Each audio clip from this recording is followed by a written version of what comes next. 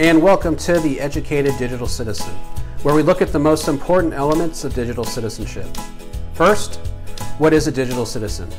Well, according to Mark Ribble in his book Digital Citizenship in Schools, they are people, both children and adults, who engage with digital technologies effectively and appropriately.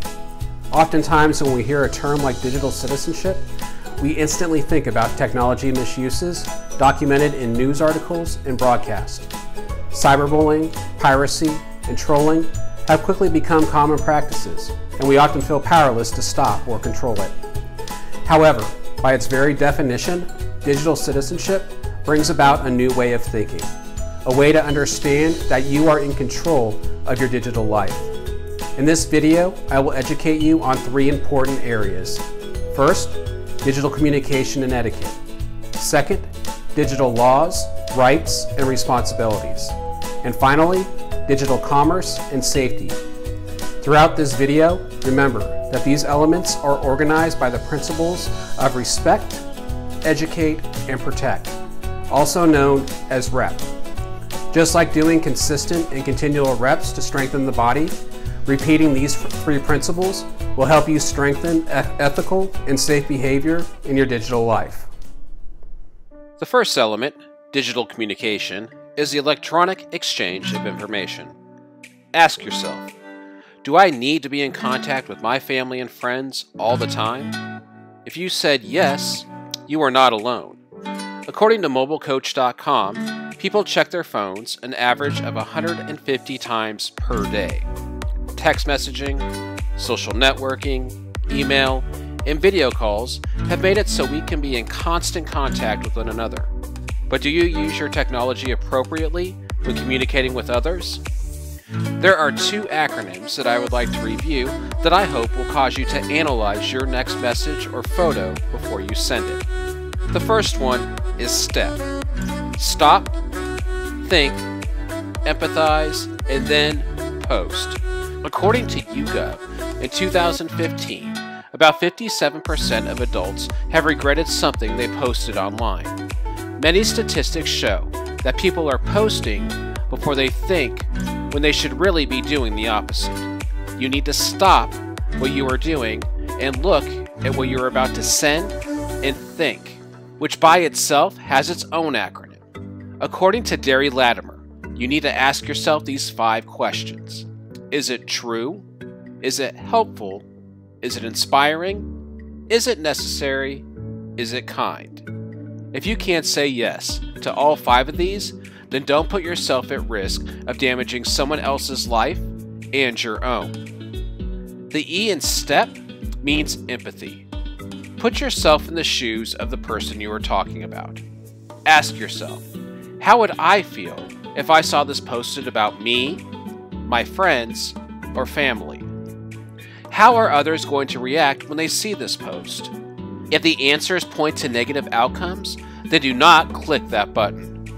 When you can look at those words or that picture and know without a doubt there will be no consequences that will damage the reputation of the receiver or yourself, then it's okay to post. One last thing. If people are posting negative things about you, your initial reaction might be to grab your mobile device and retaliate. But I urge you to take the higher road and analyze your options. Some messages you are better off just ignoring.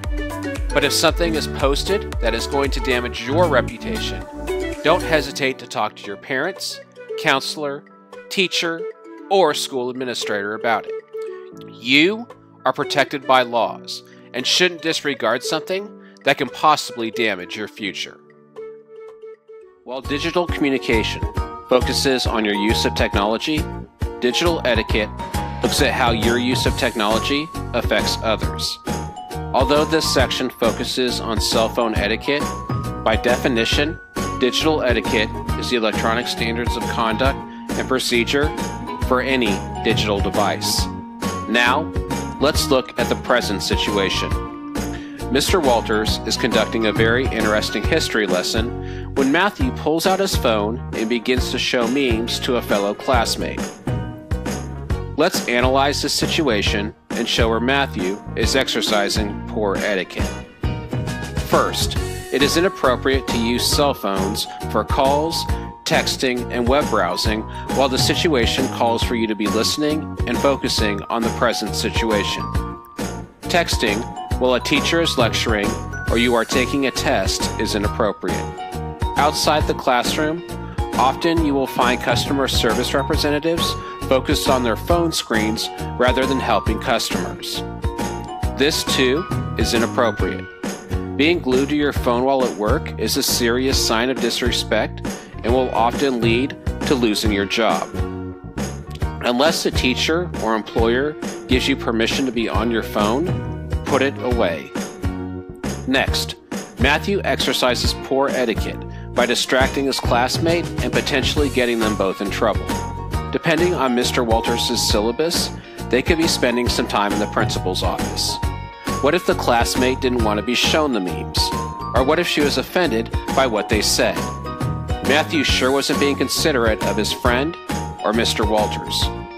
According to wisegeek.com, here are some things to consider about cell phone etiquette. First, a date or a small gathering is an inappropriate time to be answering calls, texts, or surfing the web. If it is an emergency, you need to politely excuse yourself from the conversation. Second, proper cell phone etiquette dictates that you turn your phone off in areas where silence is necessary, like visiting a movie theater, play, or music production, and libraries. As stated earlier, using your cell phone during work hours is considered bad etiquette. This includes during meetings, unless approved by your employer. Also, if you are in a job interview, be sure to have your phone turned off. Or better yet, leave it in the car. Third, restaurants, waiting rooms, and checkout lines are bad places for casual cell phone conversations due to the inconsideration towards the employees and other customers. Continuing with inconsideration, obnoxious ringtones, loud conversations, and playing videos or music without headphones is a major distraction to people around you, so show some etiquette and turn it on silent. Leave the room and carry headphones. Finally, it is important to have some consideration for drivers who share the road with you, so it is a good idea to keep phones put away and out of reach while driving. If it is an important call, it is good etiquette to pull over before answering. Studies have shown that even hands-free devices cause drivers to focus less on the road. According to the National Highway Traffic Safety Administration in 2015, 476 fatalities were caused by distracted drivers using cell phones, and an additional 21,000 were injured. Often when we see others using technology inappropriately, we assume that this is how we should act. A good digital citizen will evaluate their own technology use by seeking verbal and nonverbal feedback from others around them and adjust their use accordingly. Do what you know is right and don't just follow the crowd. Now that you have a better understanding of digital communications and etiquette, let's move on to digital law, rights, and responsibilities. Digital law is taking electronic responsibility for your actions and deeds. The ability to post, share, and download information has made it easy for any of us to conduct ourselves in an appropriate, inappropriate, or even illegal manner. Were you aware that there are legal ramifications to online activities? Downloading copyrighted material and movies from social networking or file sharing sites has pretty much been understood as illegal for some time. However, it hasn't stopped people from doing it. A 3-year study of 16 countries by the International Federation of the Phonographic Industry found that 95% of music files were illegally shared. People who are caught illegally downloading music and movies are usually given a warning. If they continue to break the law, then generally they are given a fine. People who attempt to sell pirated materials or keep explicit and incriminating photos on their computer and cell phone will face jail time and a conviction record that will follow them for the rest of their life. File sharing and piracy are dangerous and unethical. Downloading a file from an unknown source opens your computers up to hackers and viruses. What song is worth losing your privacy, identity, and money? There are many movie and music providers that offer a lot of content for free or a low monthly charge, so condition yourself now and teach others to do the right thing. Finally, don't forget that harassment, invasion of privacy, defamation, and bullying all have legal consequences. Schools already have rules that punish bullies even if the post is created off campus. Most punishments will involve the authorities, so if you wouldn't be comfortable posting it in front of a police officer or school administrator, then what you are doing is probably unethical. Being a digital citizen, you have rights that protect you from inappropriate and illegal behavior. When you create a song, a work of art, a project, a paper, and share it online, you are protected by copyright laws that prevent people from using your creation to make money or claiming it as their own. There are many responsibilities that go into using someone else's work. If you are using a song for an online video or using a picture for your own website, often you will need to pay royalties to the person or company that created the work. Even if the video and website are not going to be used to make a profit, artists still want to be compensated so they can afford to continue working. Now, don't think that everything created online has to be paid for. Some artists use what is known as a Creative Commons license, which allows you to use their work at no charge. There is even a Creative Commons website that looks specifically for free material. However, just like citing information that you use in a research paper, it is required that you give credit to the person that created the work. Oftentimes on YouTube videos, you will see credit given to a musician when a song is used in a video. Before you take something online and use it for whatever it is you're working on, be sure to read the fine print to see the requirements to use it. Some people will want you to email them for permission, others will ask you to credit them somewhere in the project, and some will want to be paid. If you use someone's work without permission or compensation, it will get taken off the internet. Also, if you copy and paste someone's written work and you don't give credit to the author, that is called plagiarism. It comes with harsh punishments in every educational institution. Being an educated consumer is important. Often, we forget that everything we talk about, browse, and buy online is being tracked and used to persuade us to buy more and more products from companies paying top dollar to see what and how we communicate. At first glance, an advertisement for your favorite pair of shoes seems innocent, but sometimes places we browse and things we buy can have consequences. To be a good digital citizen, you must prepare yourself to interact in a digital economy. Understand that your actions online follow you throughout your life. Ruining your credit by running up a large credit card debt from online purchases is just one example where being uneducated can be devastating to you and your family. Get Safe Online looks at risks and offers advice to those who purchase goods and services online.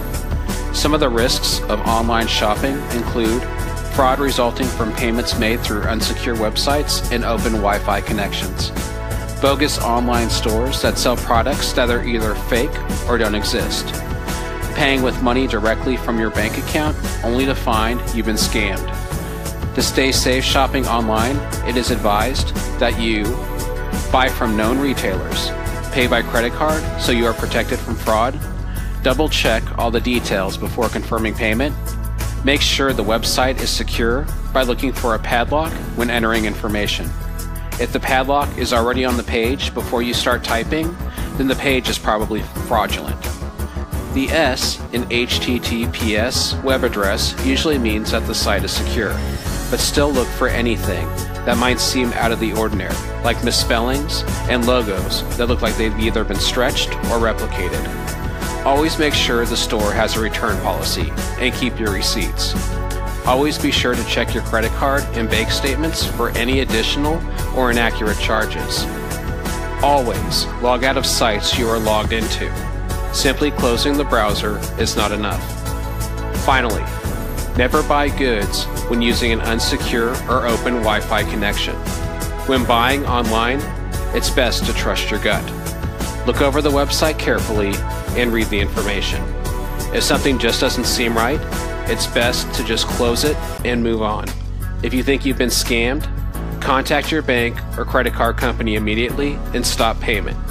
Don't wait until it's too late and the money is gone. The legal process for getting the money back takes a very long time. It may cost you some additional cash. When Maslow created the hierarchy of needs in 1943, he was describing the needs that motivated human behavior. The idea basically starts with the need to survive, followed by the need to feel safe, continues with love and belonging, then the need for self-esteem, and concludes with self-actualization, or reaching your highest potential. The thought process goes that you can't move up to the next need until the previous need has been fulfilled. So how does Maslow's hierarchy relate to digital citizenship? Once we feel safe in our digital lives, we seek out gratification through places like social media and online retailers. So what happens when our desire to be loved and to boost our self-esteem can be shared and sold to complete strangers? It puts your finances, job, friendships, and even safety at risk. Stolen identities and stalking make us feel helpless as our hierarchy quickly falls into survival mode. This is why educating yourself on safety in this digital society is so important. Just like using locks, smoke detectors, and security systems to protect your house, it's important to protect your digital devices with passwords, antivirus software, and privacy settings.